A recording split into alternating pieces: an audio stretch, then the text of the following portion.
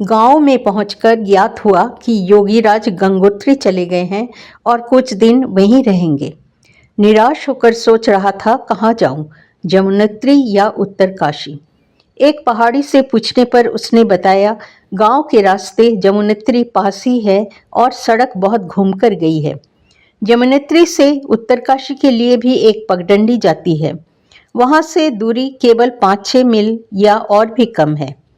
निश्चय किया कि यमुनोत्री देखने के बाद उत्तरकाशी में जाकर रहूंगा। वो रात उस गांव में ही बिताई। गांव अच्छा लगा और लोग आदर सत्कार भी करते हैं। सबने बुला बुलाकर माधुकरी भी दी, परंतु माँ ने जो निर्धारित किया है वही तो होगा। इसलिए योगीराज के दर्शन की इच्छा होते हुए भी वो पूरी नहीं हुई। फिर सोचा यदि उत्तरकाशी में रहने की सुविधा न हुई तो इसी गांव में आकर रहूंगा। घास की रोटियां। अगले दिन सुबह जंगल के रास्ते यमुनोत्री की ओर रवाना हुआ। रास्ता भूल जाने के कारण बहुत घूमना पड़ा और परेशानी भी हुई, परंतु कोई गांव नहीं मिला। दोपहर के 3 बजे सड़क पर आकर पहुंचा। सड़क से कोई 1 मील की ऊंचाई पर एक गांव दिखाई पड़ा और चढ़कर वहां जा पहुंचा। देखा सभी घर बंद पड़े हैं और किसी प्राणी का नामो निशान तक नहीं है। सोचा सब खेतों में काम करने गए होंगे। गांव में घूमते समय देखा एक वृद्धा चुपचाप अपने घर के सामने बैठी हैं।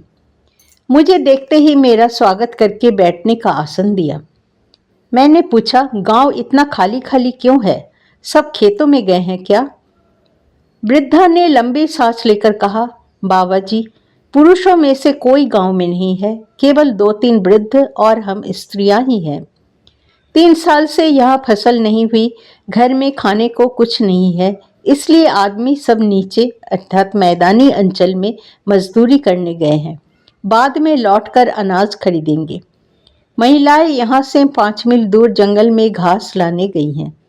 शाम तक सब लौट आएंगे, तब घास के बीज कुटकर रोटियां बनाएंगी। तुम बैठो, आराम करो।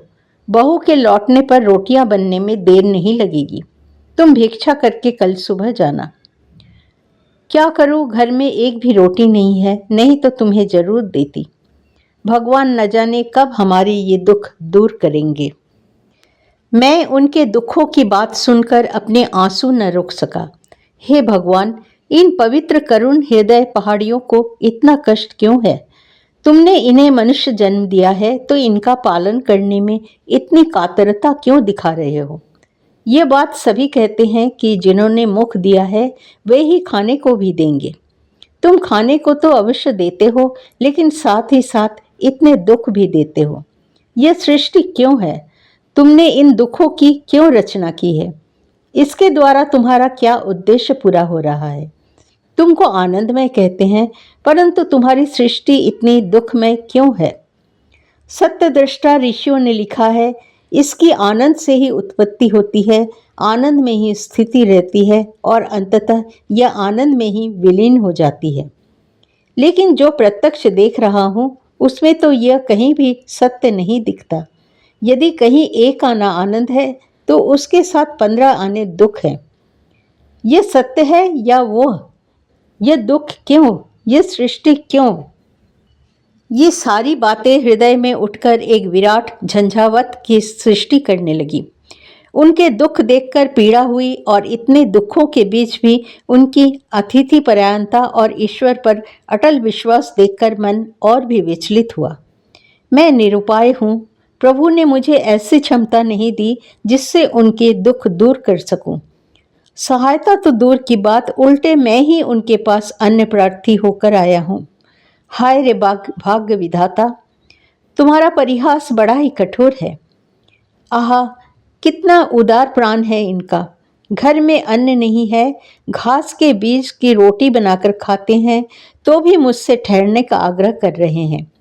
यदि मेरे अपने अंचल के लोग होते तो मुझे देखकर अवश्य ही गालियां देते। उनकी दृष्टि में वे लोग ही भद्र हैं, सभ्य हैं, और यहाँ के सभी लोग असभ्य हैं, जंगली हैं। समझ नहीं आता कि सभ्यता किसको कहूँ। ये लोग देवता हैं, देवता, सचमुच ही देवता हैं। हे माँ पार्वती की संतानों, धन्य हो तुम लोग, तुम्हें प्रणाम करता हूँ। कुछ ही क्षणों में ये सारे भाव मन के भीतर से होकर गुजर गए। नेत्रों के जल से सीना भीग गया। वृद्धा भी ये देखकर रो पड़ी। शायद उसने सोचा कि मैं भूख की पीड़ा से रो रहा हूँ। वो बार बार कहने लगी, बाबा जी, बहू आते ही रोटियां बनाकर देंगी, तुम रो मत, तुम यहीं विश्राम करो, आदि आदि। उसी समय गांव के वयस्क मुखिया भी वहां आ पहुंचे। उनका मकान वहां से थोड़ी ऊंचाई पर स्थित था। मकान के बरामदे से उन्होंने मुझे देख लिया था।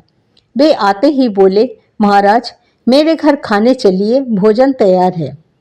वृद्धा विशेष अवस्था देखकर अनिच्छा के बावजूद मुझे छोड़ने की राजी हो गई। वृद्ध प्रधान ने मुझे ले जाकर हरे रंग की मोटी मोटी 3 रोटियां और साथ में एक हरी मिर्च दी। फिर खूब श्रद्धापूर्वक बड़े प्रेम से कहा, महाराज, और रोटियां नहीं है, आशा है कि इनसे कुछ मात्रा में आपकी भूख का निवारण हो सकेगा। बाद में संध्या के समय घर के लोग अर्थात पत्नी लौट आने पर फिर भिक्षा मिल सकेगी। मैं बोला, बस जो दिया है उसी से मेरा पेट भर जाएगा और रात में मैं भोजन नहीं करता, अतः मुझे उसकी चिंता नहीं है। वृद्ध, ये शाक की रोटियां हैं। ये शाक झरने के किनारे होता है, थोड़ा कड़वा होता है, न जाने आपको कैसा लगेगा। परंतु वो शाक और घास के बीज जिसे इकट्ठा करने के लिए सभी महिलाएं गई हुई हैं, कि रोटियां खाकर ही हम लोग करीब 1.5 साल से जीवित हैं। क्योंकि करीब 3 वर्षों से इधर अकाल पड़ा हुआ है, फसल आदि कुछ हुआ नहीं। आलू होता था, वो भी नहीं हुआ।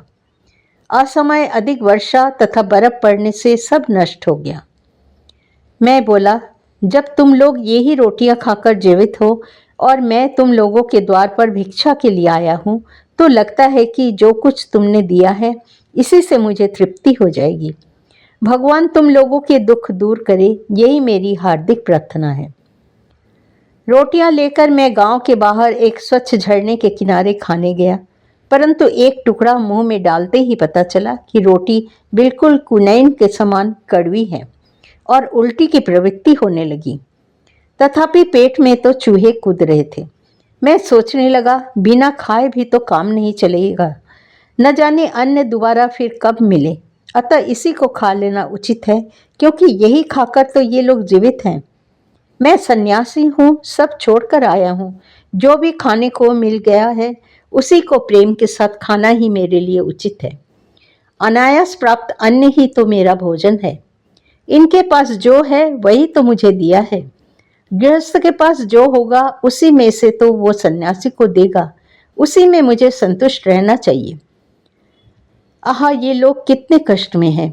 इस कष्ट की रोटी को फेंका नहीं जा सकता, मुझे खाना ही होगा। ये 3 रोटियां रहने से उन लोगों की कितनी सुविधा होती। महाकष्ट तथा अभाव के बावजूद इसे मेरे हाथ में दिया है, नहीं, मुझे इसे खाना ही होगा। ऐसा सोचकर मन के जोर से थोड़ा थोड़ा खाने लगा, रोटी और उसके साथ खूब पानी। नहीं तो वो कड़वी रोटी गले से नीचे ही नहीं उतर रही थी, परंतु ऐसा करने पर भी प्रतिक्षण उल्टी होने की संभावना दिख रही थी। करीब 1 रोटी समाप्त हो गई। तभी मैंने देखा कि झरने के किनारे ही थोड़ी दूर पर बैठा एक अस्थि पिंजर मात्र पहाड़ी बालक भूखे बाघ की तरह रोटियों की ओर देख रहा है। वो गांव का चरवाहा था, वहीं गाय चरा रहा था। आहा, वो कैसी दृष्टि थी। मैं और नहीं खा सका। मेरे मन में तड़ित वेग से विचार आया, इन रोटियों को मुझसे भी अधिक उसे जरूरत है।